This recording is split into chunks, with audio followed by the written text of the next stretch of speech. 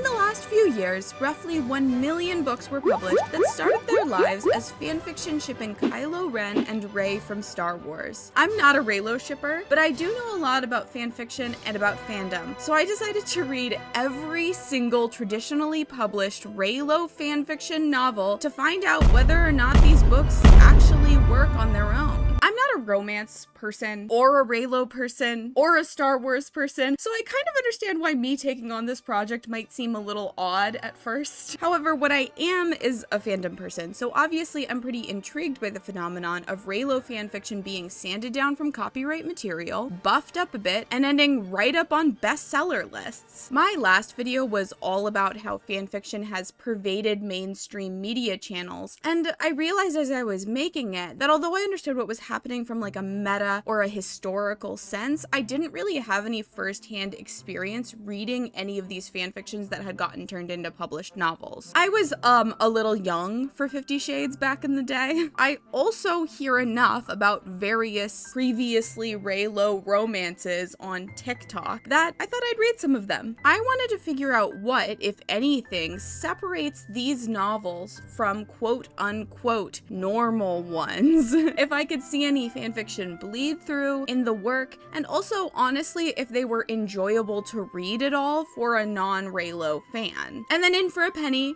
in for a pound, I decided to read all of them. Which brings me to my selection criteria, because everybody's got to decide somewhere to draw the line. Since I wanted to talk about the process of turning fanfiction into a published work in the mainstream publishing industry, I decided to only look at novels that are traditionally published, primarily novels that are traditionally published by the Big Five, which are the largest printing presses. That means I'm going to be leaving out, unfortunately, all self-published novels, indie pub, all of that kind of stuff. So that means there's going to be a couple really popular novels that I'll be missing, like For Love and Bylines by Maren Taylor, which is one of those ones that's gotten really popular on TikTok. I am also leaving out the one published Reylo fanfiction in Portuguese that I found because I wanted to read it to practice my Portuguese, but it is self-published, so. And then finally, I'm only going to be doing works specifically that started their lives as Reylo fanfiction and were then transformed into an original published work, which means I'm not going to be doing works that were inspired by fanfiction or works that were inspired by the ship but weren't fanfiction ever. So there's a couple really popular ones that are like that. There's one called Go Hex Yourself, and there's a couple other ones. If I'm not including it, that's probably why. I only have one like somewhat exception for this, which is The Dead Romantics. That novel was never actually like published on AO3 or fanfiction.net or anything like that, but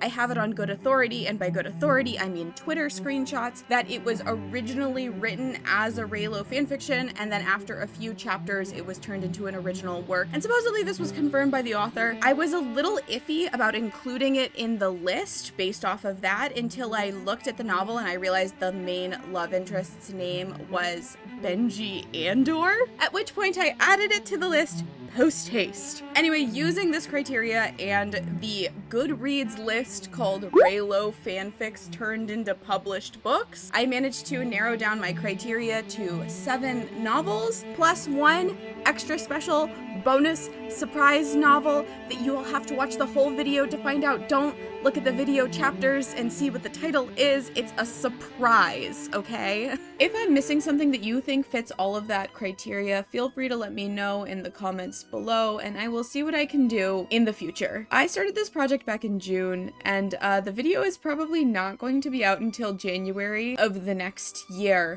So you could say it was a bit of an endeavor. I mean, I did have to read 8 novels, not really for fun, and I also did it while taking the LSAT twice, applying to law school, and starting a new job. So the fact that this video is coming out at all is entirely thanks to Cafe Bustelo and Advil. Not sponsored, but if you guys are interested, feel free to hit me up. All that being said, before we get into the novels, I would like to thank you for watching and say if you liked it to maybe like and consider subscribing, especially if you might be interested in me doing more videos like this in the future, maybe with other kinds of published fanfiction. So I started with what is probably the most famous of these books, Ali Hazelwood's The Love Hypothesis. The Love Hypothesis is a New York Times bestseller, and per the bookseller has sold over 750,000 copies. This book literally dominates TikTok, as does its author and her entire oeuvre. And it started as a fanfiction. It was originally published on AO3 as a Reylo fanfic called Head Over Feet, as apparently most of Hazelwood's works were. Huge spoiler warning for all of the books I'm going to discuss today, by the way. The Love Hypothesis follows a graduate student in biology at Stanford, Olive Smith. Olive is studying pancreatic cancer, the disease that killed her mother and landed her in foster care during her teen years. Olive is broke and socially awkward, but she's spunky, caring, and hard-working. After going on a date with a man who features so little in the book it's almost not worth naming him, Jeremy, they realize they aren't into each other. But Olive's best friend, On, a character the author is extremely proud of herself for writing, is. Girl code holds On back from pursuing Jeremy until she learns that Olive is seeing someone else. Of course, the problem is that Olive isn't seeing someone else. She says she's going on a date with this person, goes to the lab to work on something else instead, On drops by unexpectedly, and the only solution that comes to Olive's head is to fling herself at the closest person to kiss them. The closest person happens to be Dr. Adam Carlson, a Wonder Kid professor and Class A cranky pants who kisses her back for some inexplicable reason and then threatens to Title IX her. Anyway, at that point they end up deciding to fake date for both of their benefits. For Olive so that On feels cool staying with boring man and also doesn't know that Olive lied to her, and for Adam so that the department doesn't think he's planning on moving away anytime soon and gives him the funds that he wants for his research. It's basically a regular fanfiction fake dating plot, but peopled with sad graduate students at Stanford. You probably get the gist, but if you don't, I'll speedrun the rest. Olive and Adam grow closer through fake dating. Olive doubts herself and her skills as a scientist and muses over how bad she wants his big, broad body while it's embarrassingly clear that he's been in love with her forever. People get mad at her because she's dating the guy everyone hates, but she gets accepted into a better lab at Harvard to work on her cancer research next year. Yay! It turns out that the lead researcher of this lab is an old friend of Adam's from grad school, Tom. Olive gets selected to present her research on a prestigious panel at a conference that Adam is the keynote speaker for, and through kooky shenanigans and the expectations of romantic relationships, they end up sharing a room. There's a genre-aware, trope-aware fake-out about the idea of there being only one bed in the room, which I did not find cute, but there are actually 2 beds in the room. Although don't worry, they do still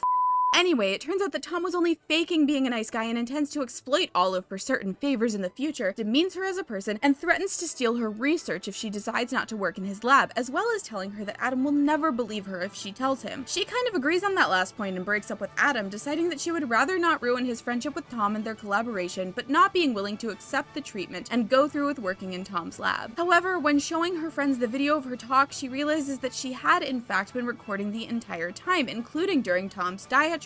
She rushes off to the restaurant Adam, Tom, and a bunch of people from Harvard are eating at, and as Tom tries to throw her out, she plays the video out loud, causing Adam to do his best to beat the absolute hell out of Tom. Unfortunately, Olive pulls a "this isn't you" and stops Adam from pummeling Tom the way that he deserves, and cutting off the only scene in the book that I was actually emotionally invested in, but to be fair, probably also stopping Adam from getting arrested or whatever. Basically, at this point, everything gets worked out. Olive finds a different lab, they're in love forever and ever, and her remaining single bestie ends up dating Adam's bestie, and everyone gets their happily ever after.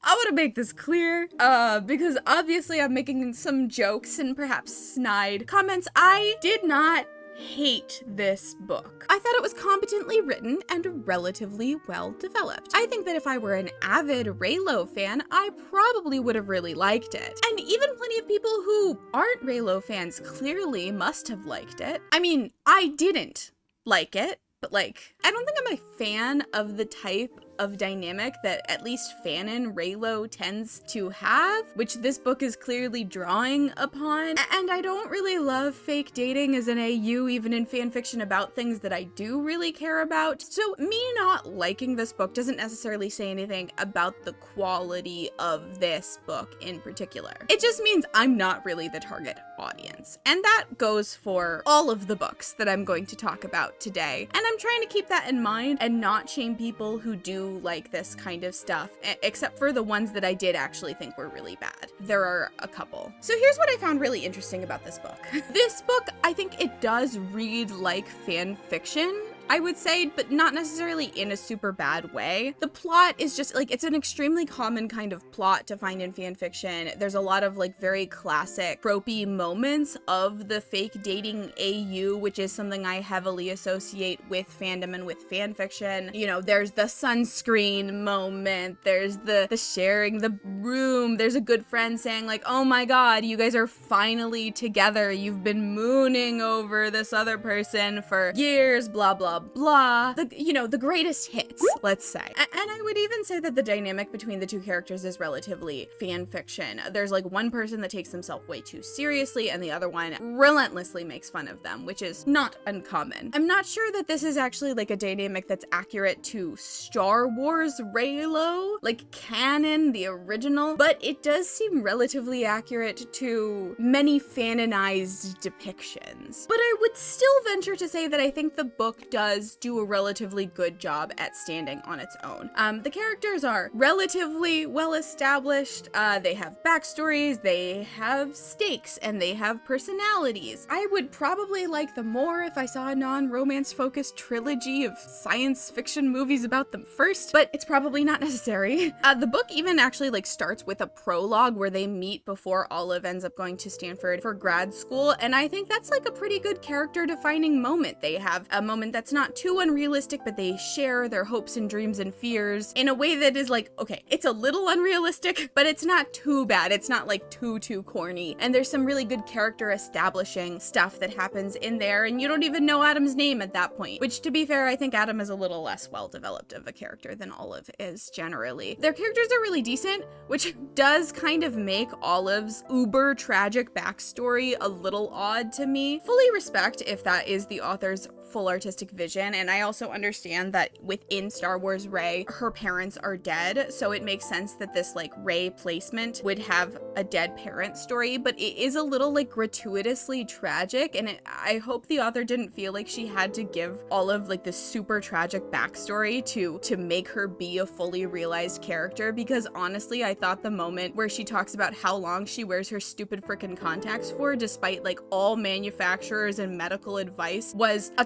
character establishing moment enough almost on its own that I don't think you really needed the like uber tragic backstory. That being said, let's get into a section that I'm gonna call the good, the bad, and the ugly of this novel. On the topic of standing on its own, by her own admission, Hazelwood put a lot of work into making this a novel that could stand on its own. She specifically said that she added an antagonist, condensed characters, combined scenes, and raised the stakes with a tight timeline. Fanfiction, by contrast to published novels, is often written sequentially, so the author will only write one chapter at a time, which means that the pacing can be very different, a lot more meandering, much longer than a novel, combined with the fact that fanfiction doesn't have a word limit and traditionally published novels almost invariably do. I do think that Hazelwood's work really showed through in this area, and it still reads like fanfiction in the sense that this novel relies a lot on tropes and themes that are common in fanfiction, but it doesn't read like fanfiction in the sense of being,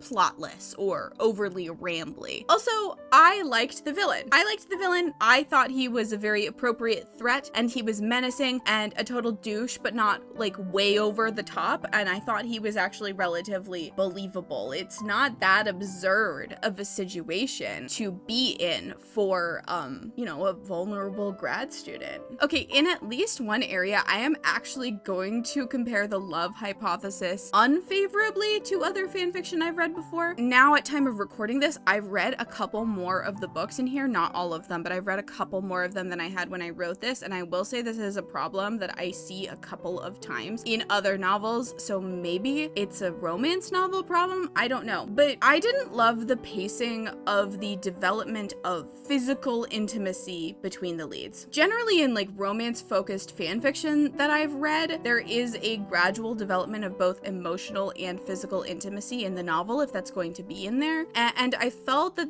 there was emotional intimacy that kind of made sense in its development in this novel, but the physical intimacy was like 0 to 100. Like, they went from being forced to put sunscreen on each other to the kind of activities that would get this video demonetized if I spoke about them too much. And I just kind of felt like there should have been something in between. Also, every single time I told someone about this book, I would start talking about the summary, and then I would mention that the guy's name is Adam, and they would go, Adam? Like Adam Driver? And I would go, oh, yeah, right, she did just directly name the love interest after Adam Driver. I just kept forgetting because I got used to it. I wonder how Adam Driver feels about this. I really hope he feels flattered. I feel like that's the best case scenario. There were a couple of things that I really didn't like about this novel, and you might think this is petty and nitpicky, and you don't necessarily have to agree with what I'm saying, but these are my thoughts. Firstly, when it comes to social issues, it kind of feels like Allie Hazelwood learned about them 2 years ago and is really proud of herself about it. There are two main examples of this in this novel. Number one, Olive and An are the only two women in their biology graduate student cohort at Stanford. This is patently ridiculous. Sexism in STEM is rampant, and I don't want to downplay that, and there are disciplines in the sciences that have really miserable gender ratios, but for at least like the last 20 years or so, if not more, biology is not one of them. There are a lot of women in bio. I even checked the grad student cohort in bio at Stanford, and there are a lot of women, and I can't imagine that even if this novel were set a couple of years ago, I can't imagine that it would be so substantially different that there would only be 2 women. Does this really matter for like accuracy's sake? No, not really, but I don't know, to me it feels like it's showing kind of a very rudimentary and simplistic understanding of how sexism and gender bias works. I understand that Hazelwood is a scientist. I believe she's a professor of neuroscience, actually, so I won't discount that this may in some ways have been based on her personal experience, but it just seemed really far-fetched to me. My other social issues problem with Hazelwood is her portrayal of An. An is like a classic rom-com best friend, which means that she's friendly, she's successful, she's kind of a go-getter, and a woman of color who is just a prop for the main character who's a white woman. But on top of that, Hazelwood really goes out of her way to emphasize like how hard An's life is, including mentioning a time in undergrad that a physics professor thought that she was in the wrong classroom. If someone has had an experience like that, I really feel bad for them. And that's awful. And there is anti-Asian racism that is real and is a problem in the world. I will never discount that. However, I cannot think of a university in the United States, particularly an elite university, where a professor would ever be surprised to see an Asian person in a physics classroom, even if it was a woman. There are a lot of Asian students at universities. There are a lot of Asians in the sciences. It just seems unrealistic to me. It just kind of makes me feel like Hazelwood heard about an anecdote of racism that happened to someone else, or just thought of a random possibility of one and then applied it to the character without considering whether or not it made sense for a Vietnamese woman to be discriminated against in this manner. Hazelwood then uses this discrimination that she's writing about to write like an extremely rudimentary form of the oppression Olympics into her novel by stating definitively that An's path in academia was substantially more difficult than Olive's exclusively because of racial discrimination, which I just thought was kind of stupid. Olive does not experience racism, and this is true, and so her path would not be more difficult because of racism. However, Olive was also an orphan in foster care, which traditionally is an extremely difficult situation for people due to the lack of stability and rampant abuse within these systems. I feel like it's an unnecessary comparison to make in this situation. Racism is bad, and the racism that An experienced is bad, whether or not you can specifically quantify exactly how much more difficult her path was than Olive's in this way. Again, nitpicky, but it matters to me. My second major issue with Hazelwood is the amount of Title IX jokes that were made. Title IX is a US civil rights law,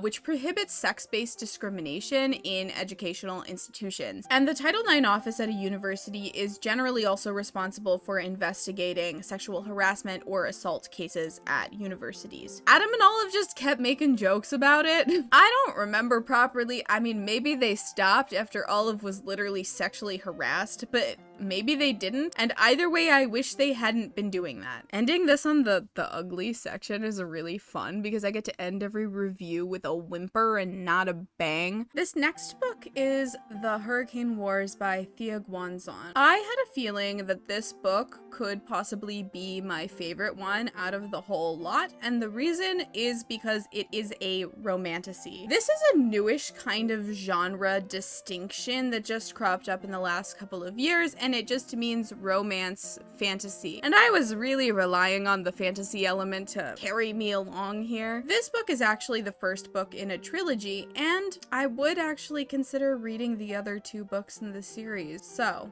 it's set in a fantasy world that takes a lot of inspiration from Filipino mythology, although don't worry, it is still pretty Star Wars-y. Taliesin is a soldier for the Sardovian Allfold, which is just a country. They've been involved in a war for a long time against Kesath, the Night Empire, because Kesath is trying to take over literally the entire world. Kesath uses a type of darkness magic called shadow forging, and are on a quest to eliminate all of the light magic workers called Light Weavers, because they blame the Light Weavers killing the old Emperor of Kesath for starting the war, even though that's almost certainly just an excuse they're giving, but whatever, they killed all the Light Weavers anyway, except of course they didn't, because Taliesin is secretly a Light Weaver. Her secret is exposed when she goes up against the Prince of Kesath, Alaric, in battle, and has to use her powers to save herself from his shadowy sexiness. Now that her powers are exposed, her commander sends her on a mission to an isolationist country called Nenevar, which holds a light sever, an area where light magic will discharge from the realm that it comes from, the other space, into the physical realm, where she can grow her powers through communing with it. Unfortunately, a comrade betrays her to Alaric, who speeds off after her and confronts her before she can commune with the light sever. In the process, they are discovered by the locals, who wield technology that can completely cancel Taliesin and Alaric's powers and take them into custody. While in custody, the crown prince discovers that Taliesin is his daughter, who was left in an orphanage when her mother died as they were escaping the Nenevarine civil war. Before anything else can be revealed, Alaric escapes, and Taliesin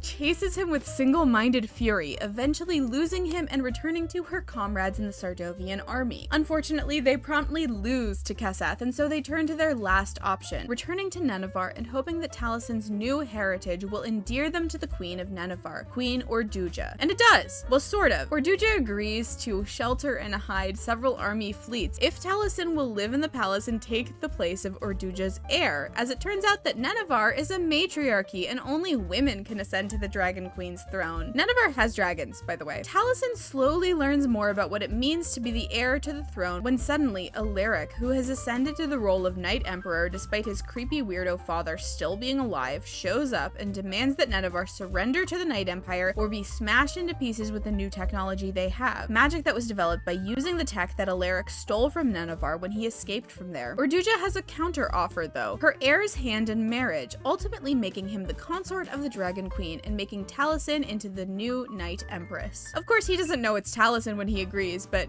you know, details. Anyway, he finds out and it's very funny the 2 of them fight a bunch. Taliesin gets queen lessons, and just as the negotiations for the marriage are finishing, Taliesin and Alaric find out that there was another ulterior motive to this engagement on the part of Nenevar. Every 1,000 years, the sever of void magic above Nenevar discharges, destroying everything in its path, and scientists predict that the discharge in 5 months will be the largest yet, destroying not only Nenevar, but large swaths of the Night Empire as well. Taliesin and Alaric have shown that on eclipse nights, when they throw their magic against each other, they can create a magical shield that protects even from this void magic. As part of their agreement, they must work together to train to create a shield large enough to encompass the void sever, protecting Nenevar and much of the known world from harm. Anyway, they keep fighting a bunch and get closer and are super into each other because they're kind of magic soulmates, but he's literally from the imperialistic regime that conquered Taliesin's land, so they have certain ideological disagreements. They get married and Alaric goes to sail home, with Taliesin planning to join him in a few weeks for her coronation as the Night Empress, when we find out that Alaric's dad is planning on finding a way of stripping her of her magic powers. And then I guess you have to read the other ones to find out what happens next. As far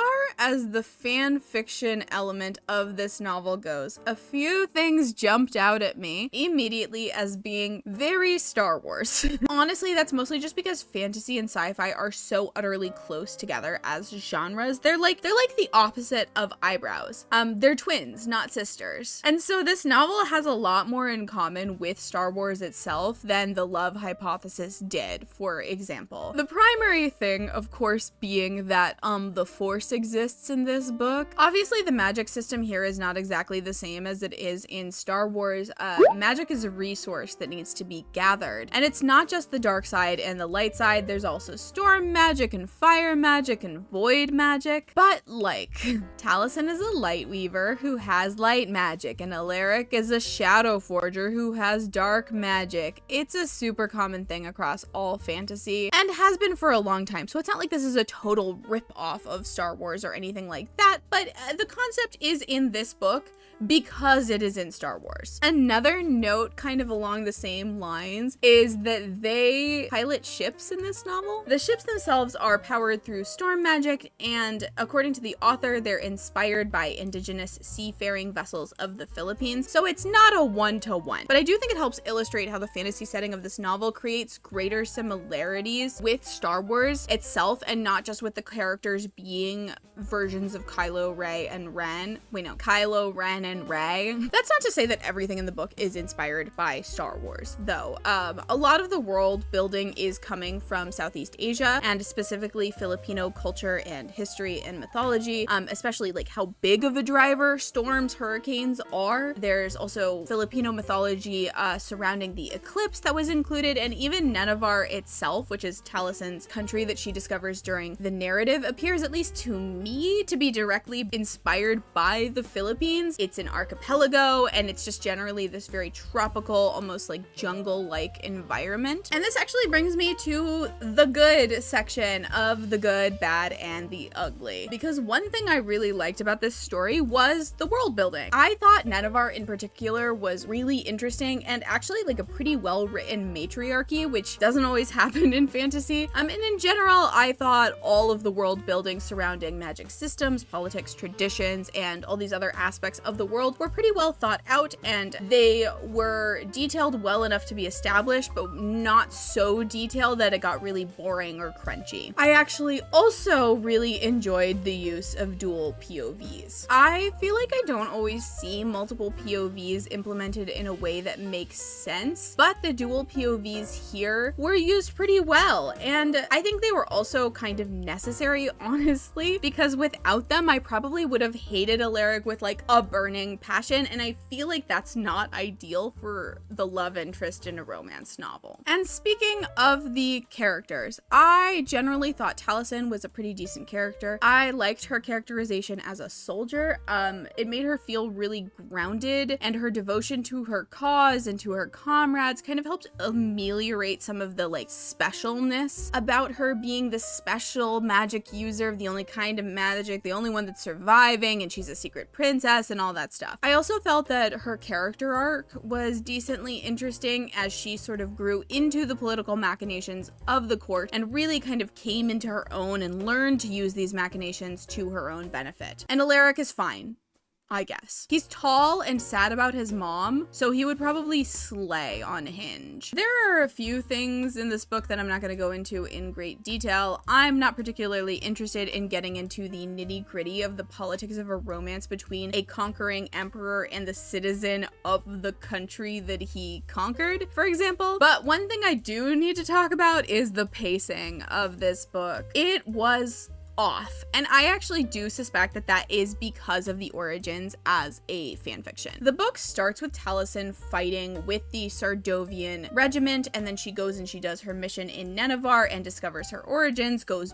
back to fight in the war, and then returns to Nenevar to take up her role after the defeat of the Sardovian army. This didn't really work for me. The intermediate portion where she was like back in the war felt like a really weird interruption in the flow of the story. I would honestly have preferred if there was a way for her to stay in Nenevar after the first time she got there and just progress the story from there, or just if there was anything that could make this feel a little less disjointed. I almost wonder if in the original fanfiction, this whole part of the story was way longer overall, which would, I think, have made it seem a little less choppy and a little less like, go here, go back, go here, go back. It was a lot. Also, in terms of the bad, I didn't really feel anything about the romance. But once again, I'm not a romance reader. Once again, you know, take everything with a huge grain of salt.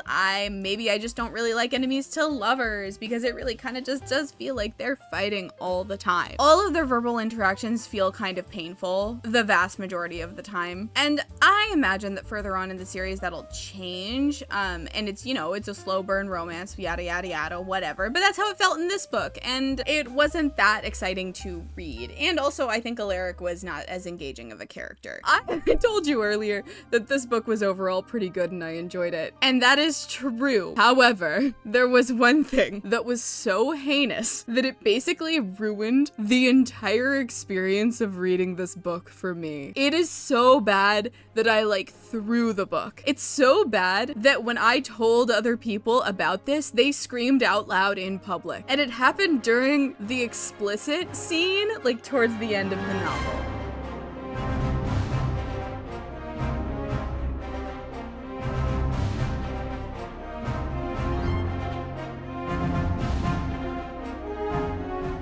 I still full body cringe when I think about this. I cannot think of a worse thing to say, even if it was meant to be embarrassing, on purpose, even if it was embarrassing on purpose. There is no excuse. There is no excuse to use a term of endearment that so closely resembles the phrase wet wipes. Absolutely none. No way, no how. I'm done. That's it. And now you're in here suffering with me.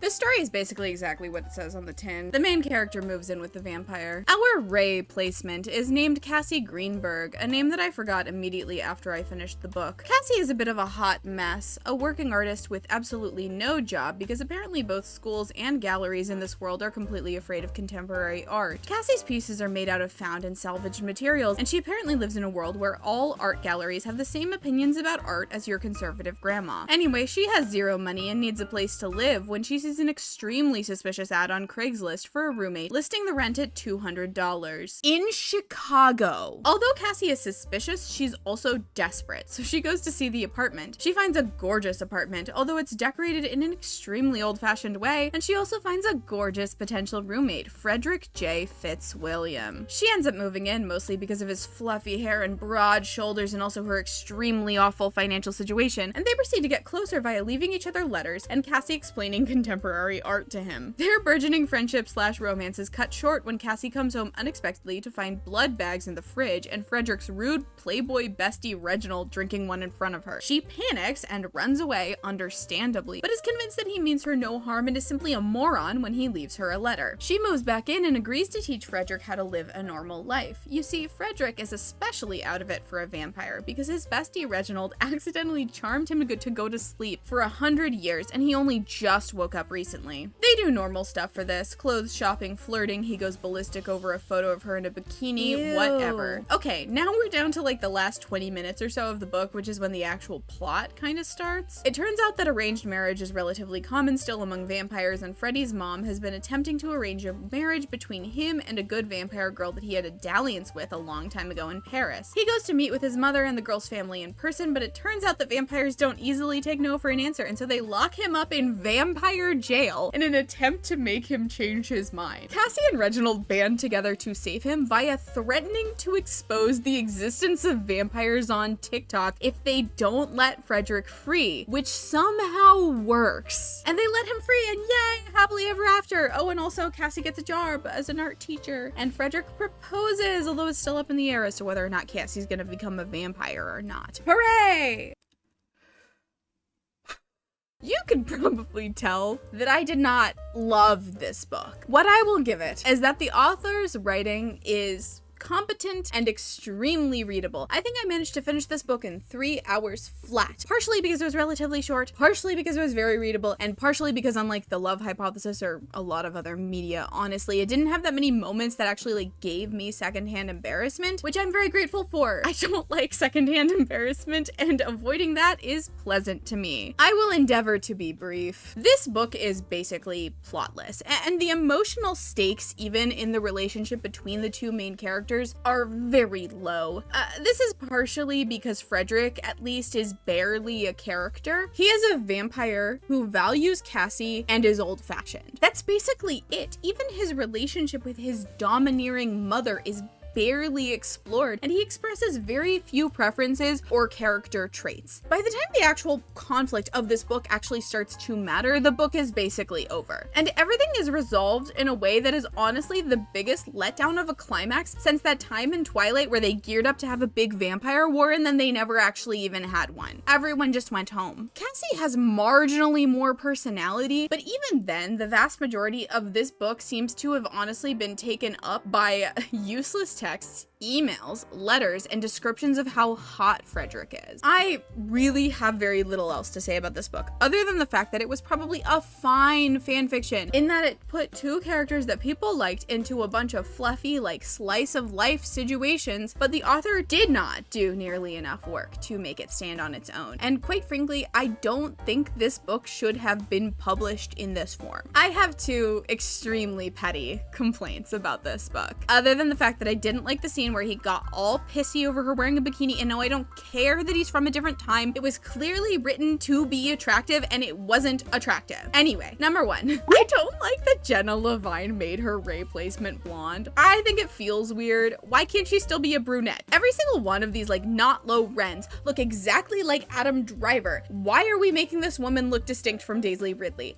I don't know. I'm not making any accusations here, but it does kind of feel like some of these fanfictions originally were not really Reylo fanfiction so much as they were Kylo Ren X-Reader fanfictions, where they didn't want to say it was an X-Reader fanfiction because that has like a certain stigma around it. That's the vibe I'm getting. I acknowledge I don't necessarily have the lived experience to make these like sweeping generalizations that way. It's just that some of this stuff, I don't know. Maybe I just like women. I don't like even care that the Rey placement is like different from Rey, honestly. I think that's like good because it is an original work. She should be different, but I don't specifically like taking a brunette and making her blonde. And I also specifically don't like that the Kylo Ren people get to just be exactly the same and we change the girl. Oh yeah, my second complaint is that Frederick is the least sexy name in the universe. If your love interest is named Frederick, either your girl needs to call him something else, or you should be barred from writing explicit scenes by the Department of Health and Safety. The title of this novel is also exactly the same thing I say when I read another physical description of the love interest where it's literally just Adam Driver. Aspiring comedian Ari meets Josh doing one of her many day jobs, collecting donations for Greenpeace on the streets of New York City, and then promptly meets him again when he shows up at her apartment to cook dinner for her roommate. Josh, a straight-laced chef, believes in soulmates, and he's here to cook for Natalie and convince her to be his. Ari, who is terrified of commitment, emphatically does not believe in soulmates, and also happens to be casually hooking up with the aforementioned roommate. After this, they can't seem to stop meeting. Apart from a brief interlude in which Josh fires Ari's best friend Raja from the restaurant he's been head chef at because of his own mistake, Josh and Ari don't really meet for real until a few years later, when they are both in what is undoubtedly the worst periods of their lives. Ari spent a whirlwind 2 years married to a charismatic older gender studies professor who proceeded to leave her for a younger model, leaving Ari feeling adrift, vacant, and fundamentally unlovable. Similarly, the intelligent and successful woman Josh has been long-distance dating for years took a job in Dubai. She didn't know how to deal with him during his professional failure. You see, Josh finally took over his family's Jewish deli after his father's death, the New York Standard Brodsky's, turning it into a fancy fermented farm-to-table nonsense restaurant that shut down after a damning hit-piece review that trashed him as a chef for inheriting all of his opportunities he's ever had and for ruining a New York institution in the process. They accidentally reunite in a store that sells items that would get me demonetized if I even thought about them on camera, and then they basically become miserable besties together. Problems, problems, problems.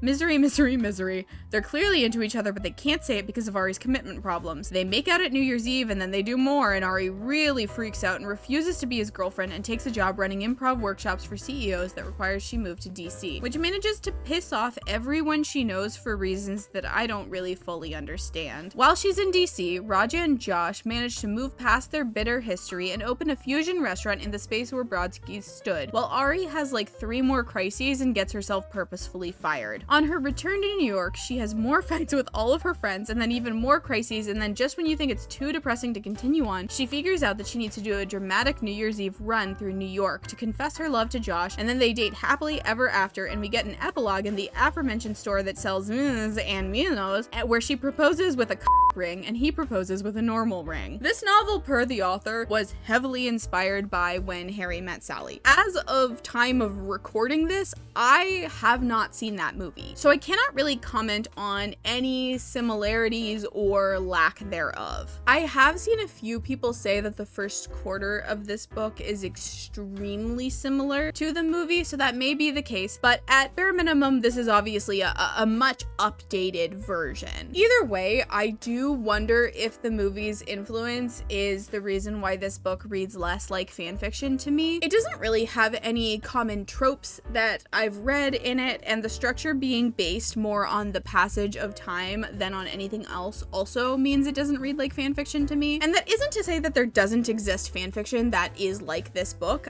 because there does, but it just means that it doesn't have any of the most common markers of fic, and it doesn't have the tropes and moments most common in fic, and it doesn't have the vibes of the generalized sense of fanfiction that I have in my brain. And I don't really say that as a compliment or as a critique, honestly, because I think that compliments and critiques should be about what the book is and not what the book is not, if that makes sense. And what it is, I think, in my opinion, is almost like an attempt at contemporary literature that had a romance novel shaped out of it. That sounded really critical, but overall I do actually think that this book was quite good. I enjoyed a lot of it. Right off the bat, these are fully formed characters. Not to do too much comparing, but when I read The Love Hypothesis, I thought, oh, the author has done a lot of work here to make these characters be real people and not just Reylo stand-ins. But my expectations at that point were extremely low. I was expecting something more along the lines of My Roommate is a Vampire. This book blows The Love Hypothesis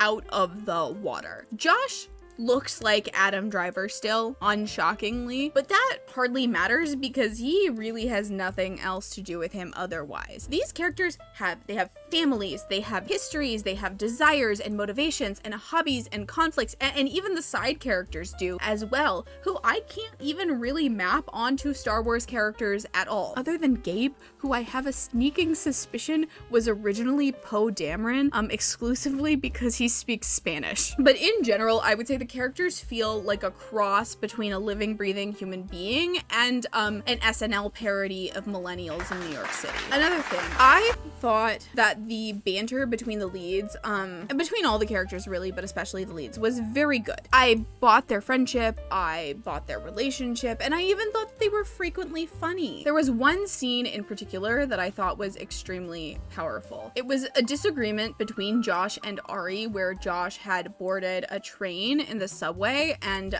Ari had not. And so they were arguing as they were waiting for the doors to close. And I thought that setting was actually so strong because it added such a significant time pressure element to their discussion. And it truly felt in a lot of ways like if this issue between them wasn't solved before the doors closed, it was really like over. And so then when at the last second Ari reaches her hand out and Josh pulls her onto the train, I was so relieved that I actually surprised myself by what an emotional response I had to that scene. And overall, generally, the mechanical quality of the writing was very good. It was very engaging and very entertaining. It was really sharp and smart and witty, and I think there was just enough description going on that it didn't feel like it was in a really empty setting, which makes the negative qualities of this novel all the more disappointing because it really was enjoyably written. The dialogue was very good, the characters were very good, etc., but that really cannot rectify the fact that reading this book was a miserable experience. I'm not complaining about there being emotion or about there being personal crisis or anything like that, but here is the thing. Ari starts this book having a crisis. She briefly is not having a crisis, and then she spends the entire rest of the book having progressively worse and worse crises. Josh also has a crisis, but he figures it out first, so then you're left with the rest of the book being just Ari blowing up her life on top of her crises, and then she kind of figures it out, and then everyone gets pissed at her after she figures it out, and so then she has a crisis about them all getting pissed at her, and then she has like 3 more crises, and then she sort of starts to figure it out a little bit, and then she kind of gets it actually figured out, and then they propose. Maybe it's realistic, but man, is it unpleasant to just read the same breakdown over and over again. I honestly feel like if this book had not been quite so long, it would have been more pleasant. I also think that that repetitive crisis element of the book is part of why the romance didn't totally gel for me. It almost felt like an afterthought sometimes, which in some ways is like fine, but I also think it's kind of weird for something that's billed as a romance novel. And I understand that like part of the idea is that for a long-term relationship or for a marriage, you shouldn't be focused on finding your soulmate. You should be focused on finding the person that you are willing and want to work together with to create a life together. But at the same time, it still kind of felt like a weird novel to have end with a proposal. And I think partially that was because their end game romantic progression felt so much further away from Ari than it did from Josh. Josh wanted to settle down and get married the whole time. And maybe he wanted to do it with a super put together, hyper professional woman that he thought would be his soulmate, but ultimately still he wanted to settle down and get married. And Ari really didn't. And I don't think that's like necessarily the author saying, oh, everyone needs to get married and everyone needs to give up polyamory and everyone really just needs to settle down and that will solve all of their problems. I think, you know, obviously there's lots of things in the book that argue against that. Her previous failed marriage, the fact that really what she wants is some sort of support and stability in her life, and that is like obvious from a psychoanalytical perspective. I get that, I truly do. But I also do think that if you came into this book with a more conservative mindset, it would be pretty easy to read into it monogamous marriage solves all of your problems. And to be clear, I am assuming that that would be a misread, given that like by reading the author's notes and stuff like that, the author does seem to be in some sort of an open relationship. Maybe I missed something, or maybe other people read differently than the way that I assume they read. I just think in some ways it's an interesting choice to write something that could lend itself in such a way to that sort of interpretation. Okay, this may be my pettiest complaint yet, but I am tired of New York City. Every time something is set in New York, the whole time that piece of media is just screaming, look at me, I'm in New York City, and I'm over it, I'm sorry. Maybe this is how other people feel about stuff that's set in LA, and I just don't, because I miss living there, so I think it's fun, or I just don't notice it. Other than La La Land, though, I'm sorry, I'm never gonna think La La Land is cool. La La Land is super cringe. I'm just tired of New York. Forget about it. Jesus, I'm sorry.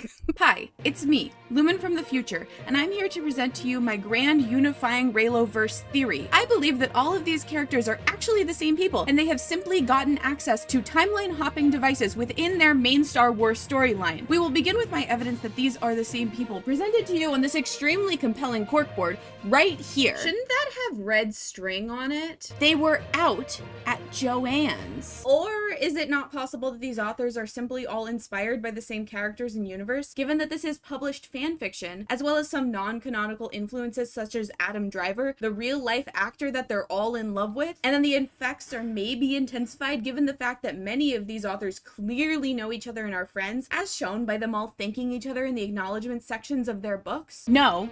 Also, the Earth is flat. Okay, no, we're not doing that. No, we're not doing that. To be completely honest, the author of this book herself has not actually confirmed that it is a Reylo fanfiction novel, but it has been confirmed by a bunch of people on Reylo-related subreddits who I would in fact trust with my life. Allegedly, the reason why the author has not confirmed this is because at one point she was canceled by the fandom for being allegedly racist. That's right, this Reylo fanfiction has lore.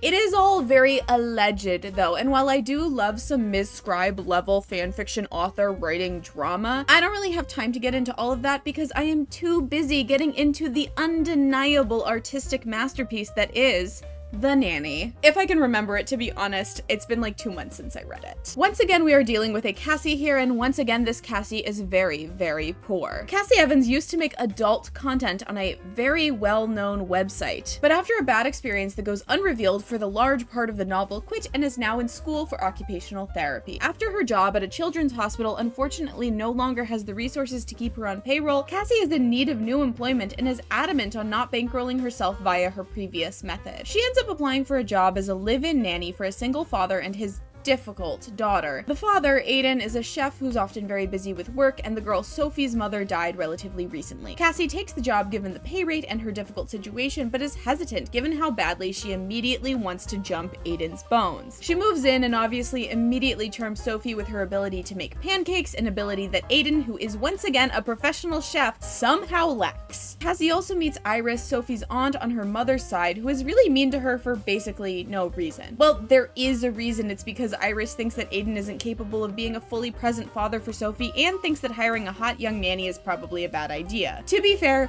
both of these things are very true. However, it is not very nice to take it out on the nanny. Anyway, Aiden and Cassie's chemistry is irresistible, and after spending a few weeks saying awful, unprofessional things to each other, quote unquote, accidentally, they start a less than professional relationship. Cassie then realizes that there's a catch. Aiden is the reason that she quit making adult content. You see, Cassie as her alter ego Cece ended up having a very close relationship with a specific customer named A, and the two of them even made plans to meet up in person, but right before that planned meetup, A disappeared. Distraught, she deleted her account on the website and vowed to never return. At this point, my memory is blurry. There are a bunch of explicit scenes while Cassie tries to hide the fact that she was Cece from Aiden for reasons that only sort of make sense, and at some point he finds out and explains that he ghosted her because Sophie's mom, who he was not in a relationship with, don't worry, died. And then he tried to contact her a little later to explain, but she had already deleted her account. At one point, the two of them leave Sophie with Cassie's elderly best friend and former neighbor, the very sassy Wanda, who ends up having a heart attack and traumatizing Sophie, who had to call emergency services for her. Iris has a freak out about how irresponsible it was for them to leave Sophie with an older lady, something that no one has ever done before because grandmothers don't exist. Cassie agrees and decides to leave them, I think because she thinks that she's distracting Aiden from his dad duties or something. I literally don't remember what happens next. I'm sorry. It's been like 2 months since I read this book. I got really, really busy. But obviously they all make up with each other, including with Iris. Oh, and Wanda didn't actually die, so that's good. This novel surprisingly didn't feel that much like fanfiction to me, despite it being, quite frankly, very bad. I maintain that something feeling like fanfiction isn't actually about the quality of the piece itself. It is about other things. Specifically, I think the major thing that meant that this didn't feel like fanfiction to me is the fact that it's written in first-person point of view. So it's written from the narrative perspective of the main character. It is written in Cassie's voice, and I think occasionally Aiden's voice, but not very much. The reason that this makes it feel less like fanfiction to me is because I refuse to read fanfiction that's written in first person. Why do I do that? Because normally first person POV fanfiction is very, very bad. I don't think using first person is inherently bad in fiction. I think in fanfiction, it's usually used by less experienced writers, possibly because it's such a commonly used perspective in young adult novels, like actual young adult fiction often uses first-person POV, so maybe they're more familiar with it. Regardless of why that is, I do think there's also an aspect wherein the informality of fanfiction will combine with the informality of using first-person POV, which is such a casual, like, intimate point of view, and then those two things combined ends up making the fanfiction, like, way too casual for it to be particularly compelling. So does this read like fanfiction to me? No. Does the first-person POV work here? Also, no. But first, let's try to find the good in this novel. I think Wanda was funny. I mean, she is a sassy older woman, so her job is to be funny. I didn't think any of the characters were super annoying, which is kind of nice. None of them were terribly complex either, but you know, what are you gonna do? And I will give the author props for kind of confronting something as potentially controversial as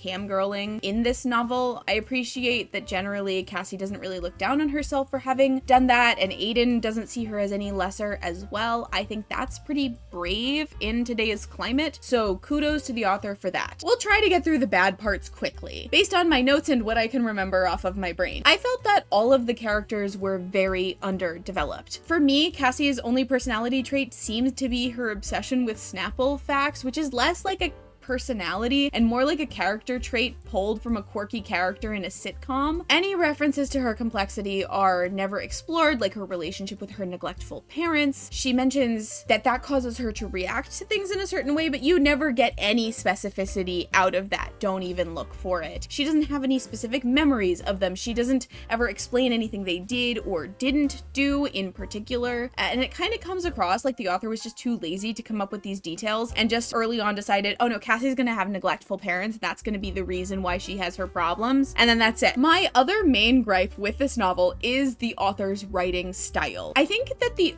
author was potentially trying to be quippy in her writing, by which I mean that it's very, very clear to me upon reading this that this author has watched way too many Marvel movies. And if you've seen a Marvel movie within the past 7 to 10 years, you would understand why that's not a compliment. It has this self-aware, world-weary style of like a wannabe Whedon. Ends up coming off, I think, far more cringe than it does like sardonic and clever and brave and #real, and it just kind of made me grit my teeth in dismay. And then I have two quick final notes here because I can't not mention them. Firstly, the mean aunt turns out to be a lesbian at the very end, because I guess all mean women are lesbians or something, which I do find kind of limiting as someone who's not a lesbian and is extremely mean. Also, the cool older lady turns out to have never gotten married, and she just had a bunch of boyfriends, stuff like that, not because she's just cool and like does whatever she wants, but because she couldn't marry like the one that got away, and so she's just been pining and miserable forever, which isn't inherently a bad thing to write for a character, and it's something that happens in real life, obviously, but like when you're in this book that's so allergic to complexity, it kind of just comes off like it's meant to be some sort of moral fable at the end. Don't let them get away. There's only one option for you, or you'll be a childless, sad old hag forever. Anyway, I just don't love that. Okay, so this whole part was pretty short, but you'll notice that I am trying not to talk for too long about the books that I like really hated, because I feel like I'm too evolved for that. Also, to be fair, like 50% of this book was pretty explicit, and I don't want to get demonetized on YouTube, so I can't really talk about most of it. The Dead Romantics is about Florence Day, a struggling writer in New York City, which is what most novels are about, to be fair. Florence is so struggling, in fact, that she's not even publishing her own novels. After her debut novel sold very little, she found employment as a ghostwriter for the famous romance author Ann Nichols. It's not a bad gig, but there's one major problem. After her recent disastrous breakup, she can't finish a romance novel. She's past due and had several extensions when she goes to meet with Anne's new editor, Benji Andor, posing as Anne's assistant. Now she has two problems. She can't finish this novel, and he's extremely attractive. All of these problems become insignificant, though, when Florence gets a call from home telling her that her father, who she was extremely close to, has passed away. Florence hasn't been home to South Carolina in years, and it turns out that she'd fled to New York to escape her family and her past. The Day family owns a mortuary, which has never been an issue for Florence, but her ability to see ghosts and help them to their final resting place, an ability she shared with her late father, has been. Many years ago, Florence helped solve the murder of a boy her age, a classmate, using her powers, and was bullied for it by the townspeople, eventually driving her to New York City. Now she's back, and she's attempting to navigate her family's feelings, complicated relationships with others in town, as well as fulfilling her father's impossible last requests all on her own when her life gets even harder. Benji Andor shows up, this time as a ghost. Apparently he got hit by a car. Florence is convinced that for him to move on, she needs to finish that damn novel finally, although it's pretty immediately obvious that that is not what is going on. Anyway, they spend a bunch of time together. Florence has a bunch of heart-to-hearts with family members, has several breakdowns, deals with grief, and learns that she doesn't have to isolate herself and deal with her problems all on her own. We also discovered that the ex-boyfriend who broke her belief in love, also stole the details of her life to write a best-selling novel, but made all the details of her family in the mortuary seem creepy instead of as loving as it was in actuality. Obviously, we hate this man, and he serves as a wonderful reminder to never date a guy who calls you Bunny. Florence learns that she needs to accept help from other people, and the funeral ends up working out, when suddenly, Benji Andor, yes, it is his real name, disappears because it turns out that he was actually just in a coma and he's waking up. She goes to the hospital and sees that his ex-girlfriend is there and freaks out and leaves, but eventually they reunite and they're super duper in love, and it turns out that Ann Nichols was his grandma, and also that she was dead when she asked Florence to be her ghostwriter, which does kind of rock in my personal opinion. Okay, so in terms of fanfiction aspects, well, falling in love with a ghost that only you can see is a pretty fanfiction-y trope, but it's also kind of present in a lot of other kinds of fiction as well. So when it comes to the presence or absence of more common fanfiction-y kind of tropes and elements in this work, I think it's worth remembering that unlike the other novels in this video, this book was not written originally as fanfiction and then reworked for publishing into original fiction. Instead, the author wrote the first couple of chapters as a fanfiction and then decided to start it all as an original work like at that point. Does that make a difference? Maybe. I will fully say this was my favorite one of all of the novels that I have read in this video. So maybe it did make a difference, or maybe it just kind of worked out that this one was my favorite. It's hard to say. I really felt like the characters in this novel were pretty complex and they felt very real to me, especially Florence and her family. And it actually reminded me of a video that I was watching on rom-coms recently that I believe was by Broe Deschanel. In it, she talks about what makes a good rom-com, and one of the things that she mentioned was strong relationships between the main characters and people other than each other. These relationships in a rom-com serve as like a very quick way to get a good idea of a character and provide depth for them in a format that has to do a lot of character establishment to get the audience like very invested in a relatively short amount of screen time. I felt like this really rang true with the Dead Romantics. Florence is complex and very strong, and in relationships with her family really kind of illuminated her character in a way that I think was not like a didactic way, and it really showed the audience all of her traits and her flaws as a person and gave her a real sense of history. I think Benji didn't really have quite as much of a sense of interiority or exteriority or relationships and stuff like that, which means I guess if you really wanted to be like, I could totally see how he's Kylo Ren, you could do that way easier because he doesn't really have that much going on here. And like what we do know is that he's kind of like buttoned up and standoffish, which a lot of these kind of fanon versions of Kylo Ren are. But quite frankly, I feel like that's like less of a fanfiction-y thing and more just of the fact that Florence gets the main focus in this novel. Florence is the main character, she gets the most development, and he is like a side character at best, despite it being a romance, which I think is totally fine. But again, I'm not a romance person, so I think for me, it was like, oh, this is a novel about Florence, and that's what I care about. But I did think it made the book stronger, and speaking of this novel's strengths, for me, there were many. As I previously mentioned, I thought that Florence was a really strong character. She has this really in-depth past, and you could totally see how it influences her, and it affects her actions in the present day. She has hopes and dreams and goals of her own. She has relationships with other characters, and those relationships, I think, ended up kind of infusing the book with a really surprising, at least for me, amount of pathos. I genuinely teared up a couple of times reading about her relationship with her father and her journey through grief. Also, the mayor of her hometown is a golden retriever, and I just really liked that. No, I thought the plot was really good. I thought the pacing was all right. It ended up a little bit complex, the way that stuff kind of worked out towards the end there, but I liked it, and I thought that the way that information was sort of slowly revealed through the book was pretty good, except for a couple things that were maybe a little too easy to see where they were going. I don't know,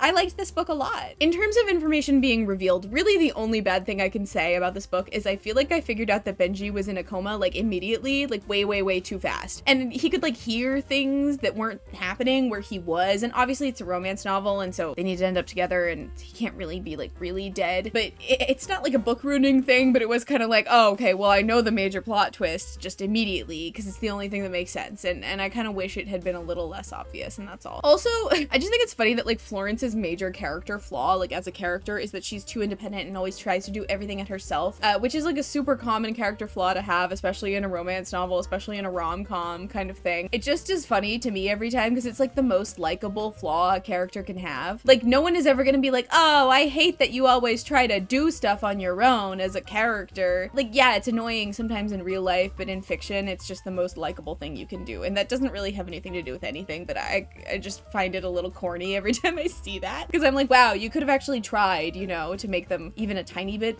dislikable. Like, everyone in real life is a little bit dislikable, or maybe I'm just grumpy. So the one last note here, Benji Andor. Listen. I understand that this novel was published prior to the release of the Andor TV show, and so probably it wasn't quite as obvious of a reference before that TV show came out and everyone learned the word Andor and knew that it was a Star Wars thing. Like, the Ben thing is also really obvious, because like Kylo Ren's real name is like Ben Solo or whatever, and so just Benji Andor, it just killed me dead. I hated that. Give him a different name, for the love of God. It doesn't have to be like this huge Star Wars reference. We get it. We understand he already looks like frickin' Adam Driver. You don't have to name him Benji Andor. Give me a break. It's a good thing that this book was good enough, because if this had been like a mediocre to low book, him being called Benji Andor really would have just sent me over the edge, would have just put this book down to the very bottom of my list, like, forever. I really care, okay? Gwen is a violin player. She lived with her grandfather growing up and was taught violin by an elderly teacher, Mabel, who she sees as sort of a surrogate mother figure. She even played violin on the subway for tips at one point. Currently, she plays in the Manhattan Pops, which is a very large popular music orchestra, and although she likes it, her real dream is to go to Juilliard and become a soloist. At one point, she gets a side gig playing for a wedding and ends up playing the cello instead of her usual violin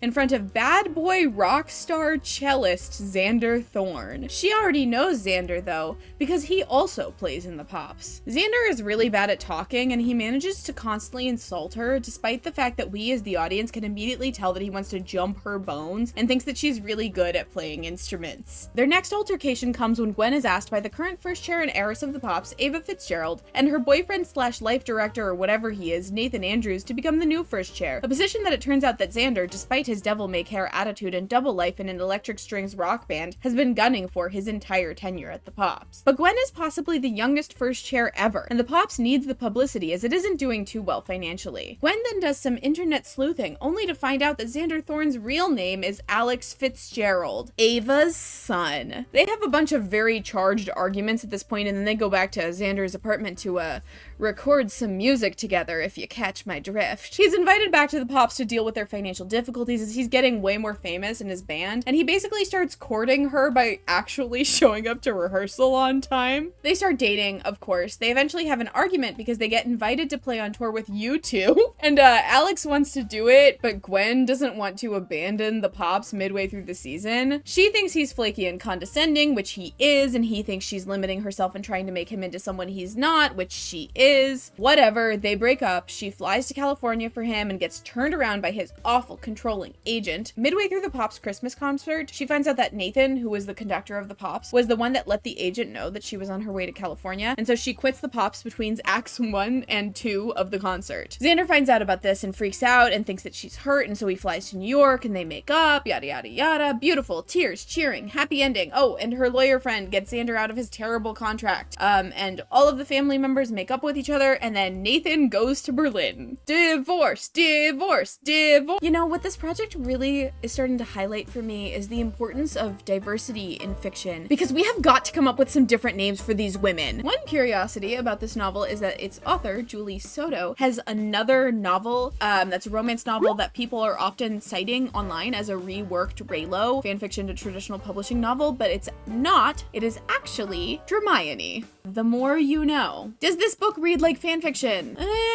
It reads like a romance novel, but I will say I didn't actually get like tons of fanfiction out of this one in particular. You know, the structure felt complete, the pacing felt fine, the side characters were unimportant, but that's pretty typical, really. Mabel was pretty important. Actually, Mabel and Ava and Nathan were all pretty important. But then there were like a couple other people who were just kind of like all the young people outside of Xander and Gwen were not that important. This book was fine. The book was fine. The chemistry was relatively believable, which is saying a lot because I like never think that. I reread little bits of it actually as I was writing this portion, and I liked it even better the second time, probably because I got to skip all the boring bits because I'd already read them. I thought the emotional conflict was actually pretty exciting and interesting and somewhat complex, and I didn't really do it justice in my summary, obviously. I don't think that most classical musicians actually like classical arrangements of pop songs as much as this author seems to suggest, but that's fine. I don't think the audience knows that many classical musicians usually. Probably I just happen to randomly. Yeah, the structure was pretty good as well. I thought it wasn't like just copying cookie cutter the structure of all the other novels, because there was a tendency for a while where they all kind of had the same structure in the like conflict and the progression of the relationship. Also, at one point, Xander makes her a vanilla latte when she stays over because he knows that that's her coffee drink of choice, and I think that may be the sexiest thing that any love interest in any of these novels has done.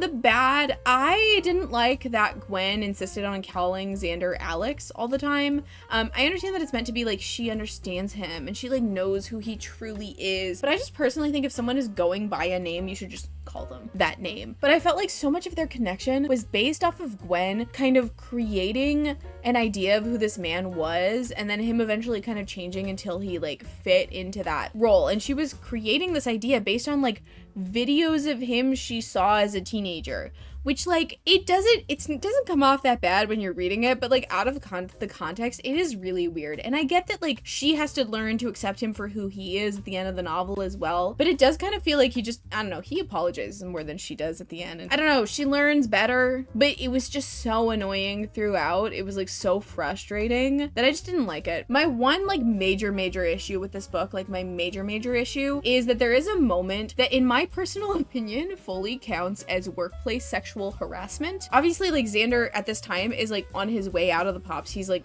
in the process of being fired. So even if the Pops had an HR department, you couldn't really report it. But I think if a man implies to you that the only way you got your job is because you are attractive, I don't think you should date him. Like, I just don't think you should go on to date him. Maybe I'm too woke, folks. Maybe I'm too woke. But I don't think you should date a man who says things like that to you. And it was really weird to me to include that, and then we just kind of gloss over it and like move on. I think there was a better way to do it, I guess. So we have finally made it to the bonus book. Why is it a bonus book, you may ask? Well, that's because it doesn't exactly fit the parameters that we laid out at the beginning of this video. And very soon, you will understand why. Juliet Nolan is a dog groomer. Her best friend Shelby is engaged to a lovely man with an evil mother, and in an attempt to ingratiate herself to her, Shelby volunteers both herself and Juliet to work as seat fillers for an award ceremony. As seat fillers, their job is to fill any vacant seats for the cameras and to only speak when spoken to. As luck would have it, Juliet ends up filling the seat next to Noah Douglas, a celebrity she's had a crush on since she was a teenager, watching him as Malik Shadowfire in his big blockbuster sci-fi, maybe fantasy trilogy thing. I can't remember which one. Of course, she finds out that he has a huge ego, and in an attempt to take him down a peg, pretends that she doesn't know who he is. They flirt a little, and she ends up hiding in the seat next to his feet once his date gets back to her seat. When Noah finds her to return the purse that she forgot at his feet, Shelby gives him Juliet's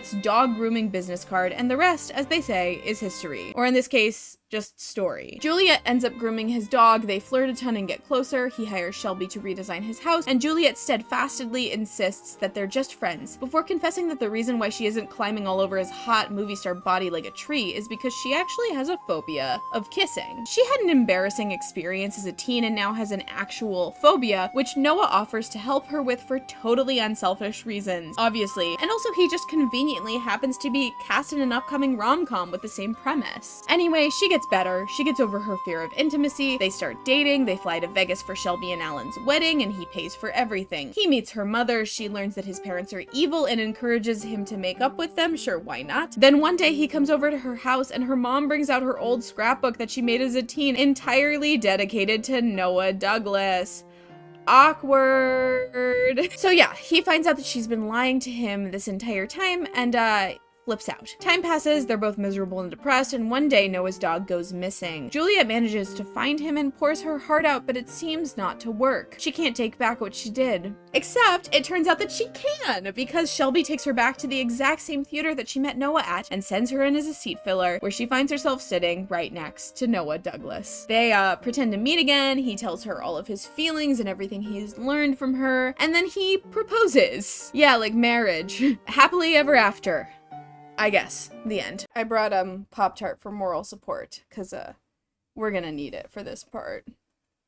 He's the cutest thing. So this story reads like the most self-indulgent Wattpad fanfiction that you have ever read in your entire life. Although unlike most Wattpad fanfics, it is generally grammatically correct and also very clearly written by a millennial. Everything else I want to say about that, I'm saving for later. So the good. The good news is that both of these characters kind of have personalities. Oh, your breath smells so bad. And you know, if you've watched the rest of this video, you understand that that's not always the case. In all of these novels, not everyone has a personality, do they? Oh, no. Juliet's personality is, like, clearly lifted off of some 14-year-old's idea of, like, the perfect Netflix rom-com character, in that all she cares about are snacks and, like, big box sci-fi fantasy movies. But it is a personality, sort of. She even has a best friend who's a woman and not a gay man or an old lady. Not that it's bad that a lot of these characters have best friends who are gay men, I just think it's, like, a little weird, and it kind of feels like all these authors are scared of putting young women in their novels because they're like too much competition for the protagonist. I don't know. Or maybe it's like a Star Wars thing, and that's why it's not in this novel. You're so cute. Where are you going? Oh my gosh.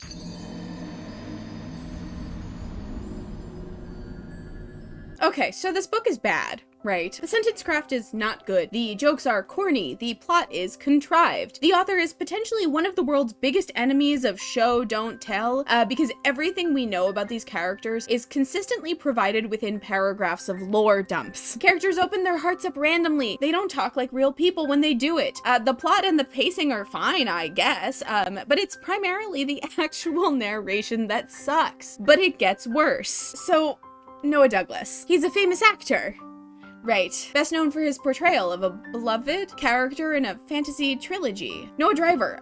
He went to a Juilliard, right? After he was medically discharged from the army after a relatively short stint. He runs a charity related to the armed forces, and he hates watching back his old performances. And these are just the similarities that I gleaned from a very brief glance at Adam Driver's Wikipedia page. I've never even seen a single movie that Adam Driver is in. I am not an Adam Driver fan, but you don't need to be a fan to know that Noah Douglas is Adam Driver, because the author talks about it at length in her acknowledgments. Wilson is an Adam Driver fan.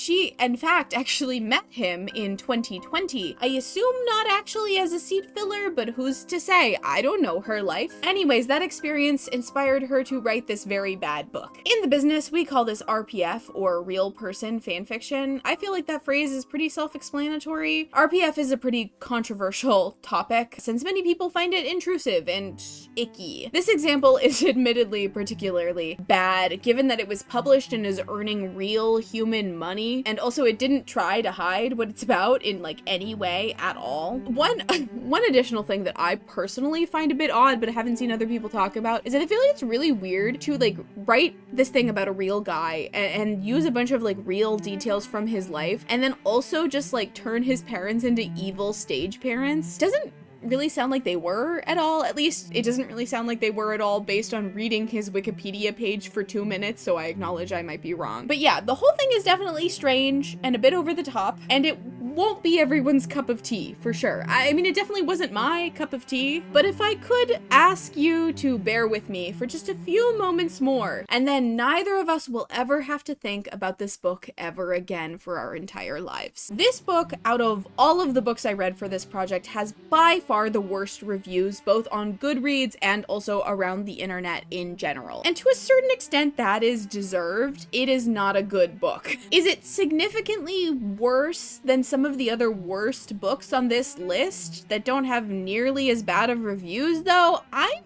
not totally convinced. It's very clear from reading these reviews that the main reason that these reviews are so bad is because of the perceived violation against Adam Driver that this book represents, which is kind of fair. This book incorporates an uncomfortable amount of details about the life of a real person and then places him into a romantic context. But I am curious as to what the line is for like an acceptable amount of Adam Driver to be present in a novel, because a lot of these books will incorporate like hints about him as a real person, and of course all of these love interests literally look exactly like him. They're clearly not him, they don't act like him, but although Noah Douglas is inspired by Adam Driver, this author does not know him either, right? She is writing a fantasy version of Adam Driver that only exists to her. At the end of the day, I do think that this is weirder than the other novels in this project, but I also find some of the outrage about this novel to be a little performative, I guess. Sariah is clearly not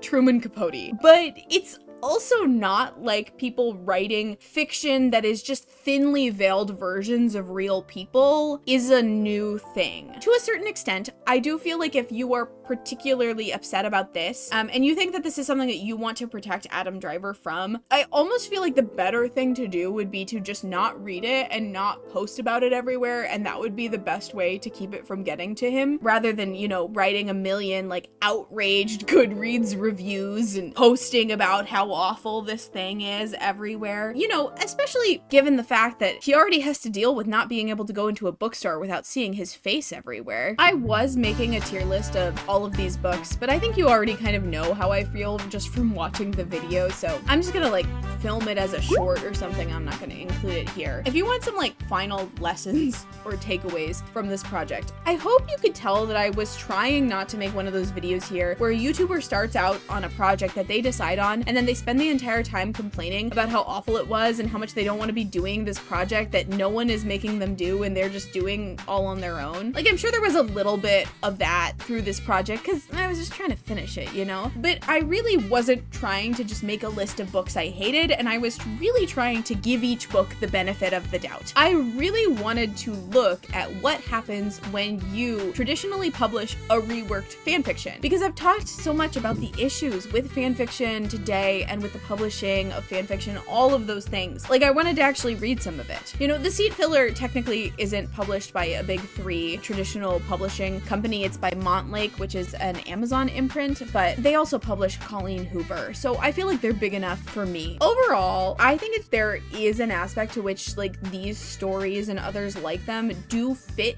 better within the world of traditional publishing than a lot of fanfiction does. You know, a lot of these Reylo fics, just like what I always think about Hermione fics, is that they already read almost like traditional romance novels, and obviously it helps that they're stories about white heterosexuals. And it also helps that for the purposes of the romance, pretty frequently in my experience, fanfiction like this already is kind of divorced from the canon characterizations of these characters to actually make the romance work, especially in the case of Hermione, where there's, you know, zero romantic content between the two of them in the original at all. Ultimately, these works vary pretty widely in quality, which I think just kind of goes to show that it's really hard to make sweeping statements about whether or not fanfiction turned original work is good or can be good or is bad or sucks or is evil or whatever. It's all super subjective. Someone who's really into romance novels might have completely different opinions than I did on which of these novels was the best or whether they work on their own or whatever. Really, at the end of the day, I just hope that you liked the video and that you maybe found a little bit of a different outlook on some of these works in the same way that I did.